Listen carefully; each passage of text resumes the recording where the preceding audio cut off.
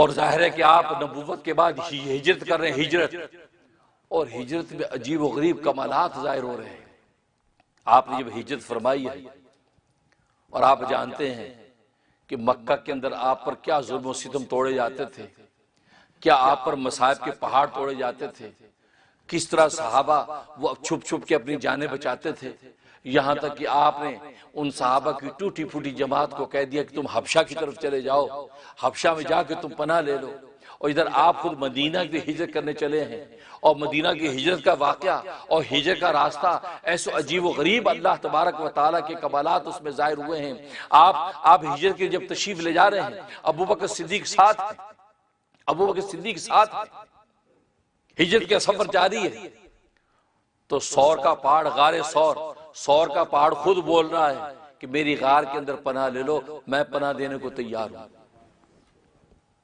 تو لہذا غار سور کے اندر آپ پہنچ جا رہے ہیں۔ ادھر کفار نے اعلان کر دیا، ابو جہل نے اعلان کر دیا کہ اگر کوئی بھی ان دونوں کو یا کسی ایک کو زندہ گرفتار کرے گا یا خدا نخواستہ جو اس کو جو ہلاک کر کے پیش کر دے گا، تو کہا کہ 100 اونٹنیاں اس کو انعام دوں گا، 100 اونٹنیاں، اور اگر دونوں کو گرفتار کر لیا یا خدا نخواستہ دونوں کو ہلاک کر دیا تو فرمایا کہ 200 اونٹنیاں انعام دوں گا۔ اور ظاہر ہے کہ اس وقت ایک اونٹنی یوں سمجھے کہ لاکھوں کی ہے، لاکھوں کی، $1 ملین کا گویا کہ اعلان گویا کہ ایک اونٹنی کے مقابلے میں۔ اتنا بڑا اعلان سن کے پورے عرب کے نوجوان ہل گئے، ہر ایک گھوڑے لے کے دوڑ رہے ہیں، ہر ایک اونٹیاں لے کے دوڑ رہے ہیں، سرکار دو عالم صلی اللہ علیہ وسلم اور ابو بکر کی تلاش میں جا رہے ہیں۔ ادھر آپ غار سور کے پاس جب پہنچے ہیں، ابو بکر صدیق رضی اللہ تعالیٰ نے کہا کہ یا رسول اللہ آپ باہر رہیے، میں پہلے اندر جا کر صفائی کر لوں، یہ نہ ہو کہ کوئی کیڑا مکوڑا کوئی ایسا موذی جانور کاٹے۔ اندر چلے گئے، اندر جا کے صفائی کی۔ اب سوراخ تھے غار کے اندر، ایک ایک ٹکڑا پھاڑ پھاڑ کے اپنی چادر کا سوراخوں کے اندر گھساتے تھے، یہاں تک کہ سارے سوراخ بند کر لیے، لیکن ایک سوراخ کھلا رہ گیا اور چادر ختم ہو گئی۔ آواز لگائی یا رسول اللہ تشریف لے آئیے۔ رسول اللہ صلی اللہ علیہ وسلم اندر تشریف لے آئے کہ لیٹ جائیے، تھکے ہوئے ہیں، لٹا دیا، اپنی گود میں سر رکھ دیا، اور وہ جو سوراخ کھلا ہوا تھا وہاں ایڈی رکھ دی، ایڈی اپنی ایڈی رکھ دی، تاکہ کوئی موذی جانور اگر اندر ہے تو وہ کوئی کاٹ نہ لے۔ اس بات کو سمجھنے سے پہلے ایک اور بات سنیے۔ حضرت عیسیٰ علیہ السلام ایک مرتبہ اپنے حواریوں میں تقریر کر رہے تھے، اور انہوں نے یہ پیغام دیا کہ میرے بعد ایک نبی آخر الزمان آئے گا، نبی آخر الزمان آئے گا، اس کے دامن سے تم وابستہ ہو جانا، نجات پا جاؤ گے۔ اور قرآن میں ظاہر ہے کہ اللہ تبارک و تعالیٰ نے اس پیغام کو ذکر کیا جو عیسیٰ علیہ السلام نے کہا، وَمُبَشِّرًا بِرَسُولٍ يَأْتِي مِن بَعْدِهِ اسْمُهُ احمد، کہ میں بشارت دیتا ہوں کہ میرے بعد ایک پیغمبر آئے گا جس کا نام احمد ہوگا۔ اب جب یہ گفتگو کر رہے ہیں عیسیٰ علیہ السلام، تو ایک حواری کھڑا ہو گیا۔ اس حواری نے کہا کہ اے اللہ کے نبی، آپ میرے لیے دعا کر دیجئے کہ میں اس نبی آخر الزمان کا دیدار کرنا چاہتا ہوں۔ ایسا ممکن ہے؟ عیسیٰ علیہ السلام نے کہا نہیں، وہ تو کتنی صدیوں کے بعد آئے گا، دیدار ممکن نہیں ہے۔ وہ حواری تڑپ کے کہتا کہ جیسے اوصاف آپ نے اس محبوب کے بتائے ہیں، جی چاہتا ہے میں اس کا دیدار کروں، میں چاہتا ہوں اس کی صحبت اختیار کروں، آپ اللہ سے یہ منظوری دلوا دیجئے کہ میں اس محبوب کا دیدار کروں۔ عیسیٰ علیہ السلام خاموش ہوئے، اللہ تبارک و تعالیٰ سے دعا کی، رجوع کیا، تو اللہ تبارک و تعالیٰ نے فرمایا کہ عیسیٰ اس حواری سے کہو اس انسانی حالت میں رہتے ہوئے دیدار ممکن نہیں ہے، اگر تم دیدار کرنا چاہتے ہو تو تمہیں پھر سانپ کی شکل میں متشکل ہونا پڑے گا، اور سانپ کی شکل میں جب متشکل ہو جاؤ گے تو پھر تم محمد مصطفیٰ کا دیدار کر سکتے ہو۔ انسانی حالت میں ممکن نہیں کہ اس انسانی حالت میں رہتے ہوئے اتنی صدیوں تک انسان کیسے زندہ رکھیں، ہماری سنت کے بھی خلاف۔ جب یہ بات کہی اس نے کہا اے اللہ کے نبی میں منظور کرتا ہوں، میں سانپ کی شکل میں متشکل ہونے کو تیار ہوں،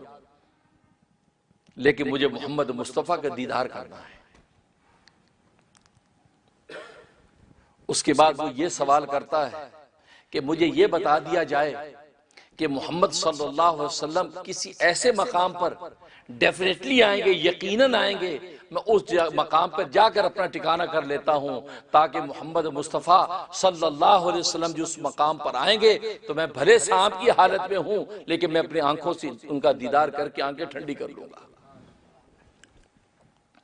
جب یہ بات کہی تو اللہ تبارک و تعالی نے عیسیٰ علیہ السلام کو بتلایا کہ اس کو کہو کہ غار ثور کے اندر جا کر بیٹھ جا۔ مکہ کے اندر غار ثور ہے، اس غار ثور کے اندر جا کر بیٹھ جا۔ میرا محبوب جب مکہ والوں کے مصائب اور ان کی سختیوں سے تنگ آ کر مدینہ کی طرف ہجرت کرے گا تو غار ثور کے اندر ٹھہرے گا، تو غار ثور کے اندر جا کے اپنا ٹھکانہ پکڑ لے۔ جب میرا محبوب آئے گا تو وہاں اس کا دیدار کر لینا۔ اللہ اکبر۔ یہ سانپ ہے، یہ وہ سانپ، یہ عیسیٰ علیہ السلام کا حواری ہے۔ حواری یہ کوئی کچی روایت نہیں ہے، یہ شاہ ولی اللہ رحمۃ اللہ علیہ نے ازالۃ الخفا میں نقل کی ہے روایت۔ وہ سانپ غار ثور کے اندر آ کر بیٹھ گیا۔ لکھا کہ تقریباً 550 سال تک وہاں بیٹھا انتظار کرتا رہا۔ 550 سال تک کیوں بیٹھا؟ صرف سرکار دو عالم کا دیدار کرنا، اور کوئی مقصد نہیں۔ 550 سال ایک سانپ یعنی وہ حواری 550 سال صرف محمد کے دیدار کرنے کے لیے بیٹھا ہے، اور کوئی مقصد نہیں۔ دیکھو محبت اور وفا تو اس کو کہتے ہیں۔ اب 550 سال کے بعد سرکار دو عالم صلی اللہ علیہ وسلم کی بعثت ہوتی ہے، اور پھر اس کے بعد یہ سفر ہجر جب شروع ہوتا ہے اور غار ثور کے اندر جب پہنچتے ہیں، اس سوراخ کے اندر جہاں پر ابو بکر نے ایڑی رکھی تھی اس سوراخ کے اندر تو وہی سانپ بیٹھا تھا، وہی بیٹھا تھا۔ اب جب یہ ایڑی رکھ دی اور اس کو ادھر سے اللہ تبارک و تعالیٰ کی طرف سے اطلاع ہو گئی کہ محمد مصطفیٰ آ گئے، جس محبوب کا تجھے انتظار ہے وہ محبوب آ گیا ہے۔ اب آپ سوچئے 550 سال بہت بڑی بات ہے۔ آج 5 گھنٹے ہم کسی کا انتظار کریں اور ہمیں کوئی خبر کرے کہ آ گئے وہ آپ کے مطلوب، تو ہماری بے چینی کا کیا عالم ہوگا، ہماری اضطراب کی کیا عالم ہوگا، ٹھوکریں کھاتے بھی اس وقت پہنچے گا کون ہے کہاں ہے۔ 550 سال وہ بے تابی کے ساتھ جب دوڑا ہے، آگے سوراخ بند ہے، بار بار ٹکرے مارتا ہے، وہ چاہے وہ چیز ہٹ جائے، وہ چیز ہٹتی نہیں ہے، پریشان ہو کر وہ اپنے زہریلے ڈنگ مارتا ہے۔ اس کو کیا خبر کہ کسی زندہ انسان کی ایڑی ہے، وہ بار بار اپنے ڈنگ کو جب مارتا ہے، اور وہ ایڑی تو ابو بکر کی تھی، اب اس پر جب ڈنگ لگتا ہے اور ایک جرناٹ جو ہے ڈنگ کی تکلیف کی ان کے اندر پہنچتی ہے۔ اب آپ آواز سے روتے نہیں ہیں کہ محمد مصطفیٰ میرے محبوب میری گود میں سوئے ہوئے ہیں، میں اگر آواز سے روں گا کہیں یہ بیدار نہ ہو جائیں، وہ اپنی تکلیف کو برداشت کر رہے ہیں اور ایڑی اپنی جگہ سے ہٹاتے نہیں ہیں، یہاں تک کہ تکلیف سے آپ کے آنسو ٹپکتے ہیں، آنسو رسول اللہ کے چہرے انور پر گرتے ہیں، آپ آنکھ کھولتے ہیں کہ ابو بکر تم کیوں روتے ہو؟ یہ ہے عشق و وفا کہ اپنی تکلیف برداشت کی لیکن محبوب کو تکلیف دینا گوارا نہیں۔ آنکھ کھولی، کیا ہوا ابو بکر؟ کہ یا رسول اللہ صلی اللہ علیہ وسلم مجھے سانپ نے ڈس لیا ہے،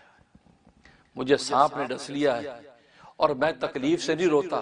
میں اس صدمے اور غم سے روتا ہوں کہ سانپ نے جب مجھے ڈس لیا ہے، اس کا مطلب اب میری زندگی زیادہ نہیں ہے، اب میں مرنے والا ہوں۔ میں اس خوف سے روتا ہوں، میں آنے والے اس منظر کا تصور کر کے روتا ہوں کہ میں تو مر گیا لیکن رسول اللہ میرا محبوب اب غار سے جب باہر نکلے گا، باہر تو کفار و مشرکین ننگی تلواریں لے کے میرے محبوب کو تلاش کرتے پھرتے ہیں، میرے محبوب کو ان کفار کے ہاتھوں سے کیسی تکلیف پہنچے گی، کیسی اذیت پہنچے گی۔ اے اللہ کے حبیب اس اذیت کو سوچ سوچ کر بھی آنکھوں سے آنسو نکل گئے، وہ اس پر رو رہے۔ رسول اٹھ کے بیٹھے، آپ نے کہا ایڈی دکھاؤ۔ ایڈی آپ نے لعاب مبارک ایڈی پر لگایا۔ ابو بکر فرماتے کہ یوں ہو گیا جیسے کبھی کسی نے کاٹا ہی نہیں۔ رسول اللہ جب سوراخ کی طرف جھانکا تو فرمایا کہ ابو بکر تو نے اس سوراخ پر ایڑی رکھ دی، اس سوراخ کے اندر تو میرے بھائی عیسیٰ کا وہ حواری جس نے سانپ کی حالت میں اپنے آپ کو متشکل ہونا گوارا کیا تھا، یہ تو 550 سال تک بیٹھا میرے دیدار کے انتظار میں بیٹھا ہے، یہ تو میرا دیدار کرنے کے لیے بیٹھا ہے، میرا دیدار ہوگا، یہ شاید خدا کے پاس پہنچے، تو نے اس کا راستہ روک دیا، اس سے تجھے عداوت اور بغض میں نہیں کاٹا ہے، وہ عشق و مستی میں کاٹا ہے، بے چینی اضطراب میں کاٹا ہے۔ گویا کہ 550 سال تک انتظار کے بعد اگر محبوب سامنے ہو اور دیدار کا موقع نہ ہو تو انسان کرے گا کیا؟ تو فرمایا کہ یہ وہ حواری ہے جو میرے انتظار میں بیٹھا ہے۔ خیر لعاب دہن لگا دیا، آپ کو شفا ہو گئی۔ اس کے بعد ادھر کفار تلاش میں ہیں، جیسے حدیث میں آتا ہے جیسے آپ غار ثور کے اندر داخل ہوئے تھے، اللہ تبارک و تعالی ایک درخت کو حکم دیا کہ جاؤ اس غار ثور کے بالکل دھانے پہ آ جاؤ۔ وہ دھانے پہ کھڑا ہو گیا، اور ایک روایت میں آتا ہے خود رسول اللہ صلی اللہ علیہ وسلم جب اندر داخل ہوئے، آپ نے اس درخت کو اشارہ کیا، حکم دیا تم یہاں کھڑے ہو جاؤ۔ وہ درخت وہاں سے آیا اور اس سے پورا دھانے کو ڈھانپ لیا۔ اور ادھر اللہ تبارک و تعالیٰ کی شان کہ مکڑی کو حکم دیا، مکڑی نے آ کر منہ پر جالا بنا، اور اتنا گہرا جالا بنا، اتنا گہرا جالا بنا کہ ایسے لگتا ہے جیسے 40 سال پرانا جالا، مکڑی جالا بن گیا۔ اس کے بعد ایک کبوتری کو حکم دیا، اور کبوتری آئی، اس نے وہاں پر انڈے دے دیے۔ یہاں تک کہ روایت میں آتا ہے ایک انڈے میں سے بچہ بھی نکلا ہوا ہے، اور ایک انڈا بغیر بچے کے پڑا ہے۔ یہ نظارہ، اور یہ کبوتری کون سی ہے؟ لکھا ہے کہ یہ وہ کبوتری ہے جو نوح علیہ السلام کا طوفان جب تھم گیا تھا تو آپ نے اس کبوتری کو حکم دیا تھا کہ جاؤ ذرا دنیا کا چکر لگا کے آؤ کہ پانی سارا کا سارا زمین میں جذب ہو چکا ہے۔ اب یہ کبوتری اڑی تھی، کبوتر کو حکم اس لیے دیا کہ آپ جانتے ہیں کہ کبوتر کی اڑان بہت زیادہ لمبی ہوتی ہے، اونچی بھی ہوتی ہے، لمبی بھی ہوتی ہے، اور کبوتر اڑتے اڑتے تھکتا نہیں ہے۔ چاچا کبوتر بازیاں کرنے والے کبوتر باز جانتے ہیں وہ بیٹھے بیٹھے کیسے آسمانوں پہ کبوتر پہنچاتے ہیں، لیکن وہ اتنی طاقت ہوتی اسی مقام پہ واپس پہنچتا ہے۔ اب یہ کبوتری اڑی، اور یہ جس جگہ پر اس وقت بیت اللہ ہے، یہ اس مقام پر جب حرم کے مقام پہ پہنچی ہے وہاں پر یہ نیچے بیٹھی، اور اس کے بعد اڑی، اور اس جگہ پر سرخ مٹی اس کے پاؤں پہ لگ گئی، اور وہاں سے اڑ کر نوح علیہ السلام کے پاس پہنچی، اور جب انہوں نے اس کی حالت کو دیکھا، اس کے پاؤں میں سرخ مٹی جب دیکھی تو سمجھ گیا کہ زمین کے اندر پانی دفن ہو چکا ہے، بس گارا رہ گیا، جو گارا اس کے پاؤں پہ لگ گیا ہے، لہذا سرخ مٹی اس کے پاؤں پہ لگی۔ آپ نے اس کو محبت سے لیا، اس کے سر پہ ہاتھ پھیرا، اور کنٹھ مالا جو اس کے گلے میں ڈال دی، امن کا پیغام اس کے گلے میں ڈال دیا، اور دعا کر دی کہ یا اللہ اس کی نسل کے اندر برکت نازل فرما، اور اس کو اپنے گھر کے پاس پڑوس کے اندر آباد کر دے۔ لکھا ہے کہ جو اس وقت کبوتر حرم پاک کے دائیں بائیں جو رہتے ہیں کبوتر، یہ اسی کبوتری کی نسل ہے جو اللہ تبارک و تعالی نے اس کی خدمت کو قبول کر کے وہاں آباد کر دیا۔ تو یہ اسی نسل میں سے کبوتری تھی کہ جس کو اللہ تبارک و تعالی نے یہ سعادت دی کہ جاؤ میرے محبوب پر اس وقت سختی ہے، میرے محبوب پر آزمائش ہے، دشمن اس کی طرف دوڑ رہے ہیں، جاؤ یہ سعادت بھی آج میں تجھے دیتا ہوں، تیرے نوح علیہ السلام کی تو نے خدمت کی تھی، آج تجھے یہ سعادت دیتا ہوں، جا تو اس غار ثور کے منہ پر جا کر انڈے دے دے، اور ایک انڈے میں سے بچہ بھی اس وقت نکل آئے گا، جا کے انڈے دے دے تاکہ کفار و مشرکین آئے اس نظارے کو دیکھ کے یہ سمجھیں۔ تو یہ سالہ سال پرانی یہ جگہ، یہاں پر اگر کوئی انسان غار میں جاتا تو یہ جالا بھی ٹوٹ جاتا، انڈے بھی ٹوٹ جاتے، کبوتر بھی اڑ جاتی، یہ درخت بھی ہٹ جاتا، اس کا مطلب ہے کہ یہاں کوئی نہیں ہے، جاؤ آج میں تجھے اپنے لشکر کے طور پر استعمال کرتا ہوں۔ تو یہ وہ کبوتری تھی جس کو اللہ نے سعادت دی، اور اس نے جا کر وہاں پر انڈے دیے۔ اب وہاں غار تک ابو جہل پہنچ گیا، امیہ بن خلف پہنچ گیا، اور نوجوان پہنچ گئے، اور سب محسوس کر رہے ہیں۔ ابو جہل کہتا ہے مجھے لگتا کہ ہیں کہ یہاں کہیں قریب ہی، مجھے آثار ایسے لگتے ہیں، لیکن اس کے محمد کے جادو نے ہمارے دل و دماغ کو ایسا پھیر رکھا کہ ہمیں پتہ نہیں چل رہا یہ بات۔ اور نیچے ابو بکر اور رسول اللہ صلی اللہ علیہ وسلم ان کی باتیں بھی سن رہے ہیں، باتیں سن رہے ہیں، اور ابو بکر خوفزدہ ہیں کہ اے اللہ کے نبی اگر انہوں نے اپنے پاؤں کی طرف دیکھ لیا تو ہمیں دیکھ لیں گے، کیونکہ بالکل دھانے پہ کھڑے ہو کے بات کر رہے ہیں۔ یہاں تک کہ امیہ بن خلف اس کو پیشاب ہے، اس نے پیشاب کیا، دھانے کے منہ پہ بیٹھا پیشاب کر رہا ہے، تو ابو بکر صدیق رضی اللہ تعالیٰ نے کہا اے اللہ کے رسول پکڑے گئے، لگتا ہے اس نے ہمیں دیکھ لیا ہے۔ آپ فرمایا کہ نہیں ابو بکر اس نے ہمیں دیکھا نہیں ہے، اگر دیکھا ہوتا تو یہ دھانے کی طرف منہ کر کے پیشاب نہ کرتا، یہ اپنی شرمگاہ ہماری طرف نہ کھولتا، اس کا مطلب اس کو ہم نظر نہیں آئے ہیں، اس لیے ہماری طرف منہ کر کے شرمگاہ کھول کے پیشاب کر رہا ہے، اس کو خبر نہیں۔ نوجوانوں نے کہا کہ یہاں اس غار کے اندر دیکھنا چاہیے، تو امیہ بن خلف نے کہا کہ یار کیا بات کرتے ہو، اس کے اوپر جو جالے لگے ہوئے ہیں یہ جالے تو مجھے محمد کی بھی پیدائش سے پہلے کے نظر آ رہے ہیں، اتنے پرانے جالے، بھلے اس کا مطلب ہے کہ اگر اس کے اندر کوئی آدمی ہے تو جالے ٹوٹیں گے، یہ انڈے فنا ہوں گے، اس کا مطلب یہاں نہیں ہے۔ اب ادھر ادھر تلاش کرتے ہوئے یہاں سے رخصت ہو گئے۔ ادھر ابو بکر صدیق رضی اللہ تعالیٰ عنہ پر ایک خوف طاری ہے کہ کہیں پکڑے نہ جائیں، تو رسول اللہ صلی اللہ علیہ وسلم سے کہتے اے اللہ کے حبیب، اگر انہوں نے ہمیں دیکھ لیا تو کیا ہوگا؟ تو رسول اللہ صلی اللہ علیہ وسلم نے فرمایا کہ ہم غار کے دوسرے دھانے سے نکل جائیں گے۔ تو ابو بکر بڑے حیران ہوئے کہ دوسرا دھانا، اس کو تو ایک ہی منہ ہے، دوسرا دھانا کون سا ہے؟ اور رسول اللہ جب یہ بات کہہ رہے ہیں کہ دوسرا دھانا، تو یہ کوئی بات ہے؟ تو کہتے ہیں کہ حدیث میں آتا ہے کہ غار میں ادھر ادھر دیکھنے لگے ابو بکر، جیسے ابو بکر نے ادھر دیکھا تو غار کے دوسرے دھانے کی طرف وہ ایک دھانا ہے، ادھر سمندر کا کنارہ ہے اور سمندر کے کنارے میں کشتی بھی کھڑی ہے، گویا کہ اشارہ نبی نے کہا اگر انہوں نے ہمیں دیکھ لیا ہم ادھر سے نکل کے اس دھانے میں کشتی پہ بیٹھ کر روانہ ہو جائیں گے۔ یہ اللہ تبارک و تعالیٰ کی قدرت کے عجائبات ہیں کہ ادھر دھانے پر سمندر کے ساتھ جوڑ دیا اس دھانے کو، اور وہاں کشتی موجود ہے اور اس کے ساتھ کشتی موجود تاکہ ادھر سے نکلے اور کشتی پہ سوار ہو جائے۔ ادھر ابو بکر کو پیاس لگی کہ مجھے پیاس لگی ہے، رسول اللہ صلی اللہ علیہ وسلم فرمایا کہ جاؤ ادھر جا کر پانی پی لو۔ تو بڑے حیران ہوئے کہ ادھر پانی کہاں؟ تو جب ادھر آگے بڑے ہیں تو وہاں جنت کے کٹوروں میں پانی موجود ہے۔ اس سفر میں بڑے بڑے عجائبات ہوئے، بڑے عجائب۔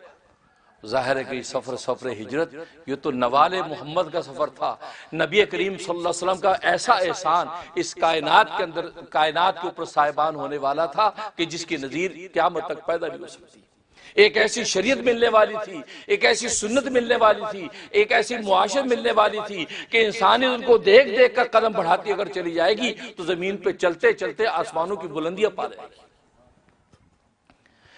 تو یہ نوال محمد کا وقت تھا، تو یہ سفر ہجرت اس انداز سے کیا ہے۔ اب غار سے جب نکلے ہیں، غار سے نکل کے جب جانے لگے ہیں، ادھر چونکہ تلاش جاری تھی تو سراقہ بن مالک یہ بھی ایک نوجوان تھا مشرکین مکہ میں سے، اس نے دیکھ لیا کہ رسول اللہ کو جب دیکھا اب اس نے اپنی گھوڑی دوڑائی۔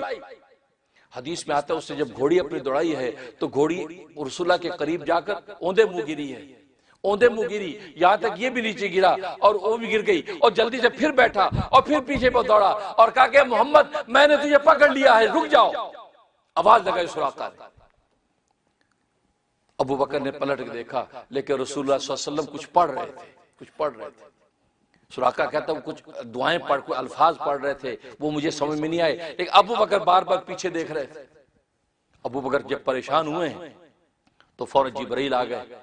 اور کہا کہ محمد اللہ تبارک و تعالی نے زمین کو حکم دے دیا ہے، آپ زمین کو جیسے حکم دیں گے ویسے کرے گی۔ آپ نے زمین کو حکم دیا ہے زمین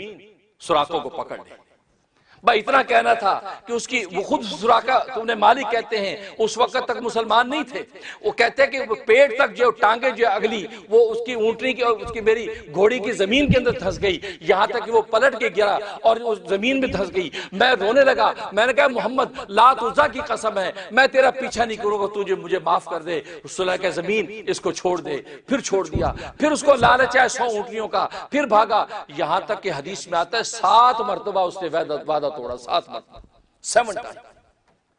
اور 7 مرتبہ رسول اللہ معاف کرتے رہے، 7 مرتبہ رسول اللہ معاف کرتے رہے، یہاں تک کہ آخر میں رسول اللہ کے قریب آیا اور کہا کہ میں وعدہ کرتا ہوں اور کچھ پیش کیا۔ آپ ہمیں کوئی نظرانہ نہیں چاہیے، ہمیں کوئی تیرا کھانا پینا نہیں چاہیے، بس یہ چاہیے کہ تو پیچھے لوٹ جا اور جو کفار و مشرکین ہمارا پیچھا کر رہے ہیں ان کو بھی تو ورغلا کے پیچھے لے جا، بس یہ کر۔ اور جب وہ لوٹا ہے، لوٹنے لگا ہے تو پیچھے سے رسول اللہ آواز سراقہ بن مالک اس وقت کیا ہوگا کہ جب کسرا کے کنگن تیرے ہاتھوں میں ہوں گے، کسرا کے کنگن۔ کہا کہ اچھا، ظاہر قیس و کسرا کی شان ایسی تھی جیسے آج امریکہ کی ہے، پوری دنیا کو سپر پاور ہے، گویا کہ امریکہ فتح ہو جائے گا، یہ یوں سمجھیں آپ اس زمانے کے اعتبار سے۔ کہا کہ کسرا کے کنگن تیرے ہاتھ میں ہوں گے، مطلب کسرا اسلام میں داخل ہو جائے گا، اسلام فتح کر لے گا کسرا کو، قیصر کو، تو اس وقت کیا حال ہوگا جب کسرا کے کنگن تیرے ہاتھ میں ہوں گے؟ کہتا اچھا کسرا فتح ہو جائے گا؟ کہا کہ ہاں وہ وقت بھی آئے گا۔ تو جلدی سے آگے بڑھ کے کہنے لگا کہ آپ مجھے عہد نامہ لکھ دیجیے، امن نامہ لکھ دیجیے، تاکہ جب وہ وقت آئے تو میں وہ امن نامہ پیش کر کے اپنے آپ امان دے سکوں۔ رسول اللہ نے امان نامہ لکھ دیا، پھر غزوہ حنین طائف کا جب واقعہ ہوا ہے اس وقت یہ امان نامہ لے کے آیا اور آ کر رسول اللہ کو دکھایا، پھر حلقہ اسلام میں داخل ہو گیا، مسلمان ہو گئے۔ پھر حضرت عمر فاروق رضی اللہ تعالیٰ عنہ کے زمانے میں جب کسریٰ فتح ہوا ہے، کسریٰ جب فتح ہوا اس کا شاہی محل لایا گیا، اس کے ہیرے جواہرات لائے گئے، اس کے شاہی تاج لائے گئے، یہاں تک اس کی 3 شہزادیاں وہ گرفتار ہو کر لائی گئی، دربار کے اندر لائی گئیں، اور سارا سامان جب تقسیم ہوا اور اس کے اندر اس کے کسریٰ کے بادشاہ کے کنگن سونے کے جب دیکھے ہیں تو ابو بکر کو رسول اللہ کی وہ بات یاد آ گئی کہ کسریٰ کے سراقہ اس وقت تیرا کیا حل ہوگا جب تو کسریٰ کے کنگن دیکھے گا۔ لہذا حضرت عمر نے بلایا، کہا کہ تو سراقہ تم نے مالک کو بلاؤ، اس لیے کہ میرے محبوب نے یہ بات کہی تھی کہ یہ کنگن جو ہے یہ کسریٰ کے ہاتھوں کے، یہ سراقہ کے ہاتھوں میں ہوں گے، آج میں اپنے ہاتھوں سے یہ بادشاہ کے کنگن سراقہ کے ہاتھ میں ڈالوں گا۔ چنانچہ کنگن ان کو پہنائے گئے۔ دیکھو رسول اللہ صلی اللہ علیہ وسلم کیا عجائبات بیان کی، اور وہ فتح ہوئی، وہ کسریٰ فتح ہوا، اور پھر وہ جو 3 شہزادیاں وہ تقسیم ہوئیں۔ ایک شہزادی عبداللہ بن عمر کو دی گئی جس میں سے سالم بن عبداللہ جیسا محدث پیدا ہوا، اور ایک شہزادی جو ہے وہ محمد بن ابو بکر کے بیٹے کو دی گئی جس میں سے حضرت قاسم جیسا محدث پیدا ہوا، اور ایک بیٹی حضرت امام حسین کو دی گئی جن میں سے زین العابدین پیدا ہوئے، زین العابدین پیدا ہوئے، اور یہ نسل اس طرح چلی ہے، اس طرح چلی۔ تبھی تو یہ رشتہ ادھر سے ایران کی طرف سے ہو کے آتا ہے، یعنی کسریٰ ایران، یہ ایران کا علاقہ اس کو کسریٰ کہتے تھے۔ یہ ساری بادشاہت اس طریقے سے آئی، اور یہ اللہ تبارک و تعالیٰ نے یہ اسلام کی فتوحات دکھائیں۔ تو ہجرت کا جو واقعہ تھا یہ نوال محمد کا واقعہ تھا، احسان محمد پوری کائنات پر ظاہر ہوا۔